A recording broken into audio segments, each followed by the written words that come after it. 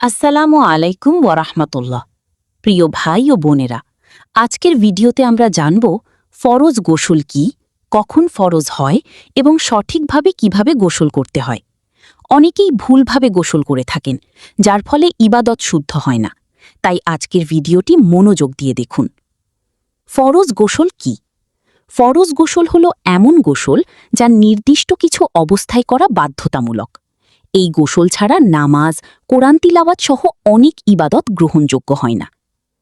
কখন ফরজ গোসল করা জরুরি? ১. স্বপ্নদোষ, ঘুমের মধ্যে বীর্যপাত হলে। ২. স্বামী স্ত্রীর মিলনের পর। ৩. হাইজ, মাসিক শেষ হলে। ৪. নিফাস, সন্তান জন্মের পর রক্তপাত শেষ হলে। এই অবস্থাগুলোর পরে অবশ্যই ফরজ গোসল করতে হবে। ফরজ গোসলের ৩টি ফরজ কাজ। ফরজ গোসল সহি হওয়ার জন্য ৩টি কাজ অবশ্যই করতে হবে। ১.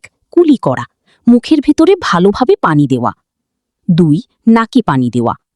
৩. সারা শরীরে পানি পৌঁছানো, একটুও শুকনা না রাখা। এই ৩টি কাজ ঠিকভাবে না হলে গোসল সম্পূর্ণ হবে না। সুন্নত অনুযায়ী গোসলের পূর্ণ নিয়ম। এবার আসুন জানি প্রিয় নবী সাল্লাল্লাহু আলাইহি ওয়াসাল্লাম যেভাবে গোসল করতেন।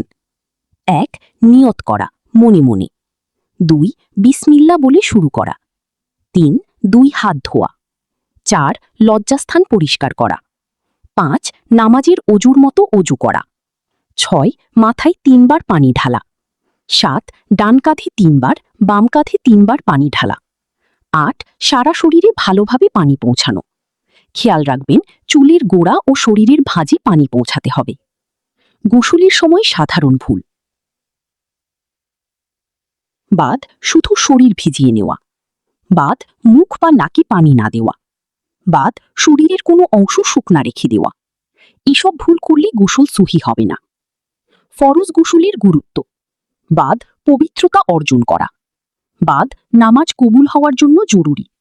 বাদ আল্লাহর সন্তুষ্টি অর্জন। রাসূল সাল্লাল্লাহু আলাইহি ওয়াসাল্লাম বলেছেন, পবিত্রতা ঈমানের অর্ধেক। প্রিয় দর্শক, ফরজ গোসল আমাদের জীবনের গুরুত্বপূর্ণ একটি অংশ। সঠিক নিয়মে গোসল করা আমাদের প্রতিটি মুসলিমের দায়িত্ব। ভিডিওটি ভালো লাগলে লাইক, শেয়ার এবং ফলো করতে ভুলবেন না। আল্লাহ আমাদের সবাইকে সঠিকভাবে ইবাদত করার তৌফিক দান করুন। আমিন।